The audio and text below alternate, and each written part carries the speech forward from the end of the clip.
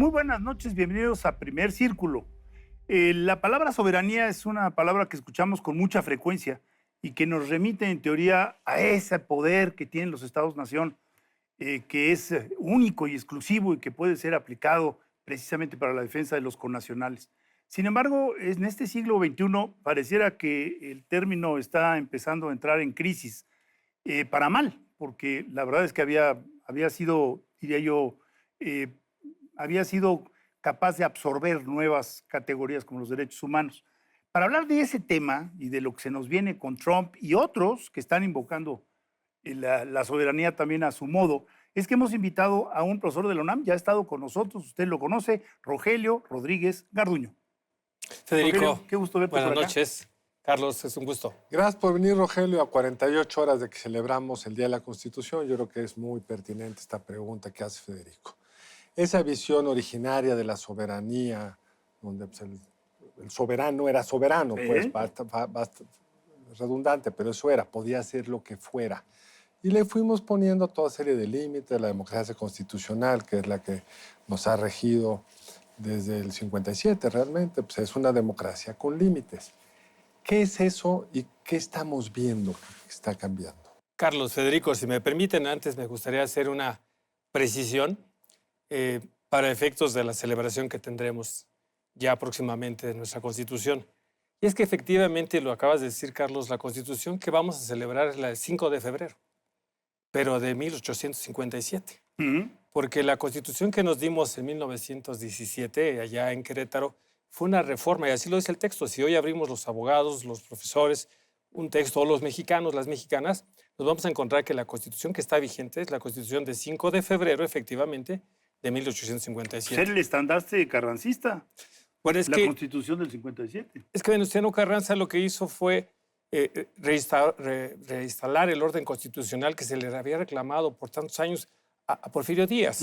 Entonces, las proclamas del Plan de San Luis es: vamos a restablecer el orden constitucional. Cualquiera que lee un libro de historia, a Díaz se le llama dictador. Dictador es aquel que gobierna al margen de la Constitución. Eso podemos discutirlo quizá en otro momento, es un tema trascendente. Pero lo que hace Carranza es restablecer el orden constitucional el 5 de febrero de 17 y hace una constitución que reforma nuestra constitución. Sí, la convención constitucional, cuando se hace la elección para los constituyentes, es para reformar la constitución del 57. No es para hacer una nueva constitución. Y así fue, y así está el texto, la constitución vigente. Ahora, hablábamos del concepto soberanía en 57, atrás quizá en 24 y hoy en 17. Y son momentos históricos diferentes. Estamos hablando en el 57 todavía de estados-nación sólidos. Estamos hablando de la herencia de Filadelfia, de un estado fuerte, el estado norteamericano. Es un estado constitucional, el primero del mundo fuerte, con una estructura orgánica del estado y con un capítulo en las enmiendas 9 años posteriores, enmiendas mínimas, pero que potencializan en los poderes judiciales el descubrir, descifrar los derechos o llamados humanos. Pero esto de que pasa en 57 y que pasa en 17 no es lo mismo que vamos a vivir o que estamos viviendo en este 2025. Porque hoy tenemos la idea de una soberanía a partir de las relaciones de equilibrio, las posibilidades de conllevarte con los pares, los estados, en una medida de asimetrías reconocidas, económicas, políticas, sociales. Tema de migración no es lo mismo el expulsor que el receptor. Claro. No es lo mismo en la materia económica las balanzas comerciales. No es lo mismo el tema del crimen global. Entonces, el concepto de soberanía ha mutado. Yo sí entendería como la posibilidad formal de entablar una relación entre estados y poder discutir una serie de temas en un plano de diplomacia y de relativa civilidad. Pero por supuesto que la soberanía, en su acepción exterior, porque esto hay que decirlo, representa esa posibilidad formal. En el régimen interno sí podemos seguir hablando de una soberanía para darnos nuestro régimen interior y hacer respetar nuestro orden jurídico constitucional. Ahora, lo que es notable es que, digamos, en la segunda mitad del siglo XX, pues hubo muchas convenciones, muchos acuerdos que servían a toda la humanidad. Estoy pensando, por ejemplo, en el de armas atómicas, ¿no? Que fue firmado por estados soberanos y que de alguna manera los obligaba a no incurrir en la fabricación o en el coqueteo de tener este tipo de armamentos. Y como eso podríamos seguir medio ambiente y, por supuesto, derechos humanos, migraciones. Eh, pero con la llegada de Trump, pareciera que todo esto, las instancias multilaterales, se tambalean, ¿no? Y entonces los Estados Unidos regresan a un ánimo imperial y entonces van tras de Groenlandia y tras de Panamá y tras del Golfo de México. Y esa soberanía es contraria al proceso civilizatorio. Por supuesto que lo que está haciendo Donald Trump es una presión a partir de la supremacía que tiene con algunos socios, como es el caso de México, supremacía natural, más allá de la supremacía formal. Y entonces se crea presiones como lo que sucedió en Colombia, donde basta una amenaza de imponer aranceles para que la soberanía se vea comprometida. Creo que ejemplo más claro no puede haber. Sí. Pero ahora por el otro lado tenemos el marco de los derechos humanos. Yo creo que los estados lo que tienen que hacer es fortalecerse. Y México, en la Constitución, tiene una gran gama de derechos humanos, no emergidos como se piensa o como se cree de estos nuevos procesos de la Guerra Mundial, de la Segunda Guerra Mundial, sino los derechos humanos en México, llamados así antes garantías individuales, son de tradición americana, Sí. son de allá y vienen después de las enmiendas, la idea de libertad, de igualdad, las de seguridad jurídica. Estas son garantías individuales y sus derechos que nosotros además apuntalamos con una figura que no podemos soslayar, y menos en estas fechas, el juicio de amparo. Sí. El juicio de amparo, que es un medio de tutela que no tienen otros sistemas jurídicos y que es para salvaguardar los derechos. Incluso el juicio de amparo podría servir, hoy en día, estaría en discusión, podría servir para afinar las políticas públicas, el interés legítimo, que es un tema debatible, pero que está en la mesa. Ahora, pero estamos después de 4 meses de legislaciones, de reformas constitucionales muy rápidas y muy profundas. Yo creo que la constitución que hoy tenemos está más alejada de la constitución de hace 5 meses que la del 17 respecto al 57, en el tema fundamental de pues, cómo se articulan los poderes de la Unión. Si uno de esos poderes, el judicial, va a ser electo, y sabemos que en una elección pues, las mayorías, un partido tan organizado como Morena tendrá pues, muchos mecanismos de dejar a los propios, pues ese principio fundamental de las democracias constitucionales debe estar seriamente erosionado, porque llegarán actores políticos que ganarán una elección. Cuando ganas una elección lo hace un proceso político. ¿Qué tanto nos va a afectar realmente esto en lo que tú decías? Tener tener el amparo como protección de derechos requiere jueces con una relativa independencia del Ejecutivo. Bueno, por supuesto que has puesto un tema en la mesa que yo celebro para poder comentar. Es el tema de nuestra Constitución y su reformabilidad. Este es un tema donde en un aula se nos enseña a quienes estudiamos derecho, y a alguien que estudia civismo en la secundaria, etcétera, se le enseña que tenemos una Constitución rígida. Sí. Esto es que nuestra Constitución no es una Constitución que puedas reformar a capricho. Entonces la teoría constitucional nos habla que no es flexible, que es rígida, porque requiere un proceso diferenciado al que requeriría, por ejemplo, la formación de una ley o la reforma o adición de una ley. El artículo 135 de la Constitución establece un procedimiento complejo jurídicamente, pero hemos visto que esa complejidad no existe en la realidad, no ahora, digamos que en los últimos 40 años, por decirlo así, y por estadísticas. Tenemos una Constitución que se va reformando en cada sexenio, una Constitución que va siendo un programa de gobierno. Es un gran error, una gran vulnerabilidad a un esquema constitucional, porque hoy, más allá de que sean este sexenio per se, y las reformas vienen del 5 de febrero de hace un año, de las iniciativas que presentó el entonces presidente López Obrador, que muchas de ellas fueron respaldadas por la presidenta Sheinbaum y por un Congreso que tuvo una, digamos, convicción de tomar estas discusiones para aprobarlas en ese periodo. Tenemos una Constitución radicalmente diferente, efectivamente, porque tenemos un mecanismo que no ha funcionado. La reforma constitucional es muy débil. Requeriríamos en este aniversario de la Constitución poner en la mesa la necesidad de introducir lo que tiene, por ejemplo, Estados Unidos, un proceso complejo del federalismo, una consulta auténtica a los estados en un esquema federal para poder reformar la Constitución. Ellos mantienen la Constitución de 1787, viva. Viva. Con las mínimas reformas. Enmiendas. Nosotros y todos los países del mundo, copiamos el modelo de Estados Unidos, porque es el modelo de la Constitución democrática. Pero nosotros hemos hecho un programa de gobierno o un gran código. Esta es una realidad triste. Entonces, ¿qué hacemos? Dejamos muy poco a la interpretación judicial o incluso en sede administrativa. Todo lo queremos ver en la Constitución o legitimar en la Constitución. Entonces, bien dices, Carlos, el juicio de amparo requiere de jueces que sean capaces de dimensionar jurídicamente y socialmente los alcances de tutela y protección de derechos humanos frente a algo que es insoslayable. Y no es exclusivo del Estado mexicano. El poder debe tener límites. ¿Y cómo queda nuestra protección de derechos tras estas reformas? ¿Cómo te imaginas que va a salir la elección de jueces, magistrados y ministros en aras de darnos un espacio de protección frente al poder político? Mira, si me lo permites, es un tema bien complejo, porque el juicio de amparo se volvió caro, se volvió lento y se volvió difícil. No cualquiera puede acceder a la justicia federal a obtener un juicio de amparo. A veces confundíamos una suspensión que podía tramitar un abogado medianamente, tema alcoholímetro, por ejemplo, machotes, con amparos de fondo sobre, por ejemplo, temas de afectación de la tierra o temas de afectación de comunidades en los temas que tienen que ver con las cuestiones medioambientales o derechos indígenas, donde acudir a un abogado para que te presente un juicio de amparo es caro en sí. Después, el que sea admitida la demanda en un juzgado de distrito. Después, todos los mecanismos complejos del propio juicio de amparo lo fueron haciendo alejado de la gente.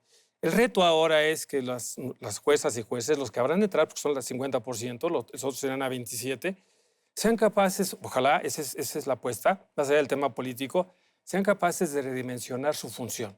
Pues te imaginas, digamos, en un proceso meritocrático de selección donde pasas exámenes, te evalúan en función de tus resultados, eso es difícil. En un proceso donde pues, vas a ser electo y para ganar una elección vas a tener que tener apoyos y los conocimientos de estos candidatos pues, no están realmente evaluados una superficialidad pues, muy poco común. Pues sí, sería ideal, pero ¿cómo te lo imaginas que va a ser? Bien difícil de imaginar porque tendría que hacer referencia a algún otro sistema. En Bolivia esto no se ha consolidado. Estados Unidos tiene algunos estados que tienen otro modelo de elección. Pero es muy distinto, porque se ha hablado mucho de que en Estados Unidos hay algo similar. Cuando se pone a analizar con cuidado, no tiene nada que ver con lo que vamos a vivir en México. Digamos, recordemos que está el jurado popular, el juez es el juez, en fin, es muy distinto. Y después también hay condados tan pequeños en donde el encargado del condado funge como juez para ciertas cuestiones que serían como jueces de paz. Entonces...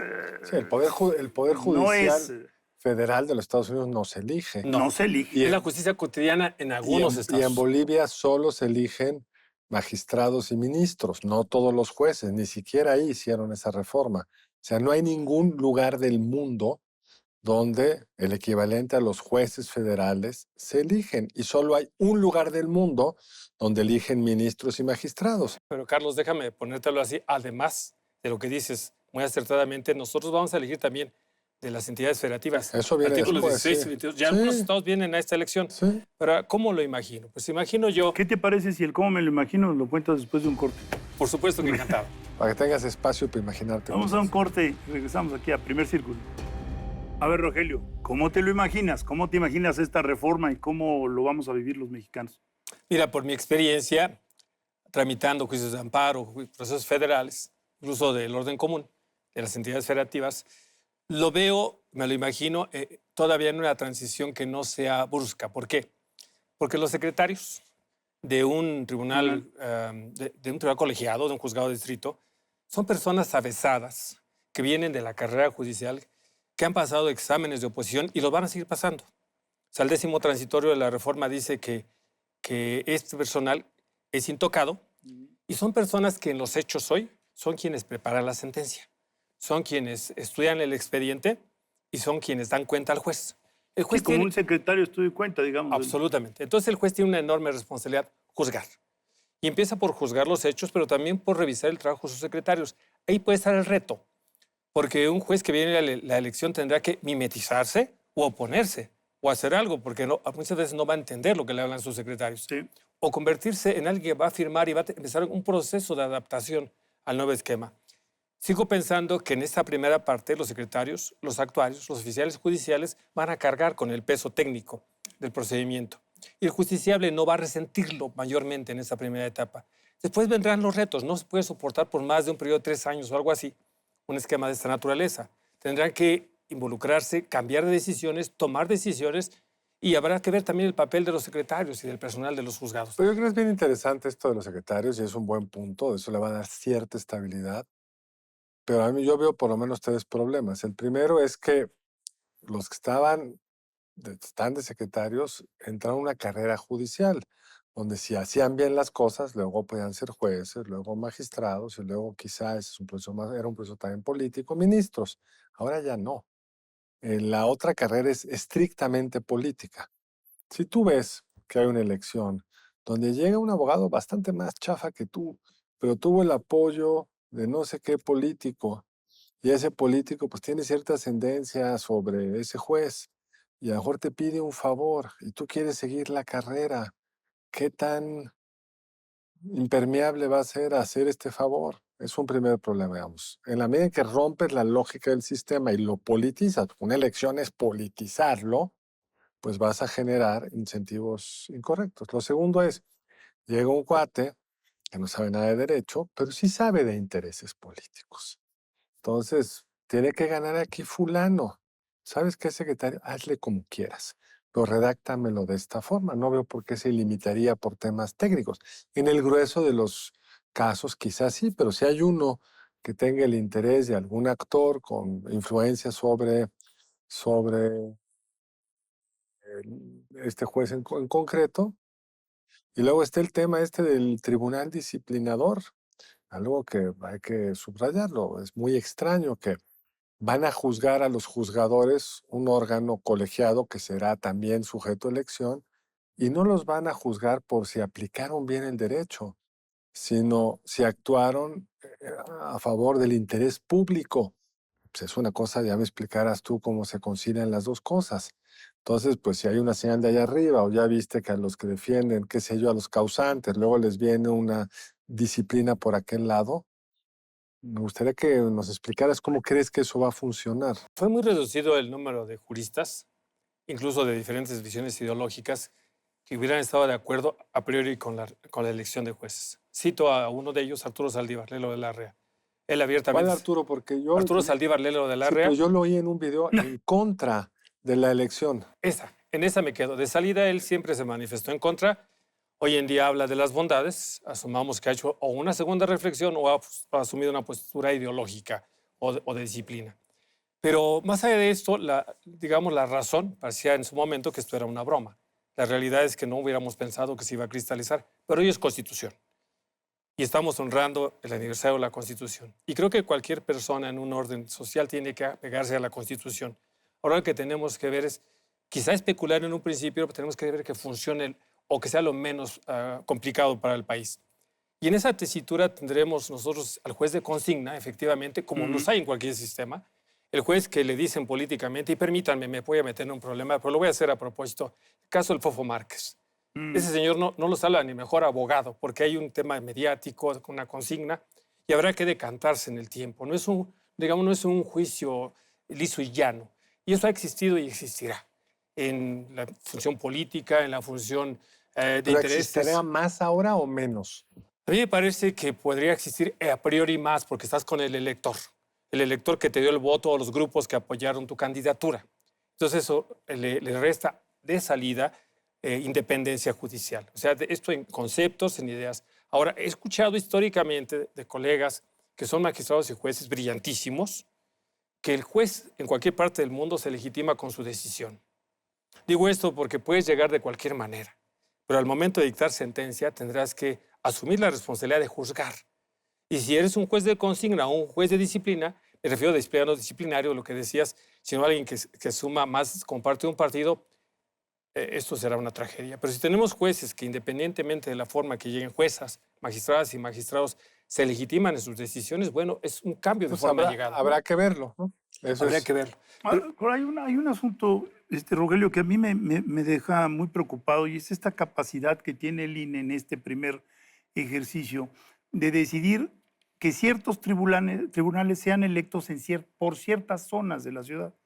Entonces, si tú te vas a una zona morenista, digamos, Iztapalapa, pues si de ahí va a salir los miembros del tribunal, ¿qué quieres? Administrativo, pues es muy probable que gane una versión morenista. ¿no? De la candidatura. ¿Tú cómo ves esto? Porque está mezclado, pues, el INE, los tres poderes, que al final, pues, quién sabe qué vaya a pasar con la Corte y si la Corte va a postular o no va a postular, porque está en una... ¿Cómo ves esto de cruzar los campos, no? Mira, más allá de esta cuestión, cualquier elección en México, muchas partes del mundo, pero en México, por encima de que se pretende que los partidos no participen, que no haya financiamiento público, etcétera, es evidente que las bases de los partidos, las bases ideológicas van a operar. ¿Y cómo van a operar? En función de ciertas simpatías por ciertos candidatos o candidatas que probablemente tengan afinidad con su movimiento. Entonces, esto de regionalizar la elección cuando, por ejemplo, por materia, si yo soy un ciudadano de la Ciudad de México, yo tendría que elegir al juez civil, al juez penal, al juez administrativo, al juez del trabajo, incluso al primero, al segundo, al tercero, etcétera, de una larga lista, y no solo a una parte de una región. Exactamente. Porque eso me conduce a pensar que es un tema, evidentemente, falta de presupuesto, como lo vimos, pero se puede pervertir en la idea de que vamos a llevar ciertas elecciones a zonas donde somos duros y requerimos quizá jueces penales duros ahí de ideología muy alineada con el poder hoy en día, ¿no? Y eso no podemos menos que decir que es un riesgo. Y es un riesgo así porque lo que hubiéramos pensado con la reforma constitucional es que íbamos a elegir todos los de la ciudad, a todas nuestras juezas y jueces de la ciudad. Y en materia federal, todos los mexicanos, a las ministras y ministros, a los de la Sala Superior del Tribunal Electoral y a los de este Tribunal de Disciplina Judicial, ¿no? Esa elección sería nacional, las demás serían en función de mi circuito y de mi distrito judicial. Pero esto se está rompiendo, en efecto. ¿Esto viola el principio constitucional de esta reforma? A mí me parece que es inconstitucional. Es inconstitucional. La Constitución de la que hablamos, que ahora tenemos que respetar, establece un modelo diferente, no establece sus matices. Y las leyes secundarias están yendo más allá de la Constitución. ¿Ahora qué viene? Viene una posible controversia constitucional, una acción de inconstitucional o un litigio entre los tribunales para quienes se sientan afectados. Estamos viendo algo en los últimos días. No se están obedeciendo las sentencias. La Suprema Corte, en su nueva conformación, tendrá que asumir acciones de inconstitucionalidad y controversias que posiblemente no se puedan incoar porque no hay, por ejemplo, las fracciones parlamentarias en el Congreso no alcanzarán en este momento, no alcanzan el 30%, ¿no? 33% para ir a la acción de inconstitucionalidad de estas leyes o para ir a una controversia constitucional. Sí, de hecho, la acción de inconstitucionalidad está muerta. Está muerta. No existe. Bueno, está en el 105. En el papel, pero... En el 105, fracción 2 está. Pero conformar el que vaya a la oposición a presentarla. Claro, tenemos a la CNDH, pero difícilmente la CNDH irá. El INAI se está muriendo, que es otro sujeto legitimado. O sea, por eso ya está muerta para fines reales. Para fines reales. La controversia quedaría el amparo y el juicio para la protección de los derechos político-electorales de los ciudadanos en un tribunal electoral débil. Débil porque acaba de dictar una resolución contra el comité de la Corte que no le están haciendo caso. Lo mismo que no le hicieron caso a los jueces de distrito, el poder legislativo y el propio poder ejecutivo. Entonces estamos en una ruptura, o cuando menos una crisis grave de un Estado de Derecho constitucional. Que se aproxima una crisis de constitucionalidad, de vida constitucional, porque si no se logra integrar el nuevo Poder Judicial, pues vamos a estar cojos. No creo que ese riesgo lo van a integrar porque hay una voluntad política, hay una mayoría clara. Y lo hemos estado viendo, van saltando cada obstáculo desde su mayoría. Pero van violando la ley. Ah, bueno, ese es otro tema. Pero ¿quiénes tienen que determinar si violaron la ley? Pues un Poder Judicial que va de salida, unos ministros que van de salida, y los que llegarán, pues sospecho que tendrán menos independencia del Ejecutivo que los actuales. Carlos, acabas de poner un tema en la mesa importantísimo. Para que exista un esquema republicano, un Estado de Derecho de equilibrio de poderes, se requiere un Poder Judicial fuerte, sólido. ¿Quién interpreta la Constitución? Por supuesto que los tres están obligados a obedecerla, el Ejecutivo, el Legislativo y el Judicial. Pero un sistema saludable es el Poder Judicial. Claro. El que dice qué significa y qué no significa la Constitución. Hay un caso emblemático que probablemente, y doy una dispensa, pero al mismo tiempo invito, que es el caso del juez Marshall en Estados Unidos. Claro, allá en ese lejano 1803, donde dejó claro para el mundo, no para México, quién interpreta la Constitución y es el Poder Judicial. Creo que en México estamos dejando un Poder Judicial falible y con la poca posibilidad de interpretar debidamente la Constitución en los conflictos, en las purgas de poder. Y esto me parece que que no es una buena señal que deberemos ir cribando en este nuevo orden constitucional. Ahora, la señal que manda México al mundo es una señal muy preocupante. En el primer bloque hablabas tú de la flexibilidad de las constituciones y que México, en teoría, tiene un sistema rígido, ¿no? Pero hay estudios que muestran que a mayores cambios en las normatividades, y no se diga en la Constitución, mayor incertidumbre por parte de los capitales, mayor incertidumbre por parte de una serie de factores externos. Entonces, esto puede ser un factor de incertidumbre pues que se quede ahí sembrado para el país, lo cual es exactamente lo contrario a lo que se buscaba en el 17, ¿no? Y fíjate, voy a regresar al tema de la soberanía en función, por ejemplo, del TEMEC. Sí. Nosotros podemos reformar nuestra Constitución, hemos visto que con una facilidad preocupante, muy preocupante, pero no la podemos reformar para imponerle a otros estados con los que ya tenemos compromisos. Por ejemplo, el TEMEC establece la cláusula cremallera, que para explicarlo rápidamente es una cláusula que en ciertas materias no permite dar marcha atrás a las reformas constitucionales. En materia energética, ¿por qué nos hemos detenido? Nos hemos detenido porque no podemos retomar el estado que guardaban las cosas hasta antes de 2013, dado que entonces en el TLC y ahora en el TEMEC tenemos esas cláusulas cremallera que dicen no puedes regresar para quitar derechos comerciales. Pero a lo ya que tenías. regresamos. La Constitución ya lo modificó. Fíjate que si revisamos, se le ha dado la vuelta al tema para no retomar lo que teníamos. Estamos estableciendo un régimen constitucional que trate de no chocar con el modelo del TEMEC. Las empresas ya no son productivas y no tienen que competir, y eso viola. Eso viola. Como Pero también llevar a la Constitución el maíz transgénico o la prohibición del maíz transgénico, pues violenta el tratado. Y ya perdimos el panel. Ya perdimos el panel. Pero ya perdimos el tiempo también. Rogelio, mil gracias, ha sido muy aleccionador. Federico, una vez más. Gracias, Rogelio. Nos vemos aquí en la próxima emisión de Primer Círculo. Gracias, nos vemos el lunes entrante aquí en Primer Círculo.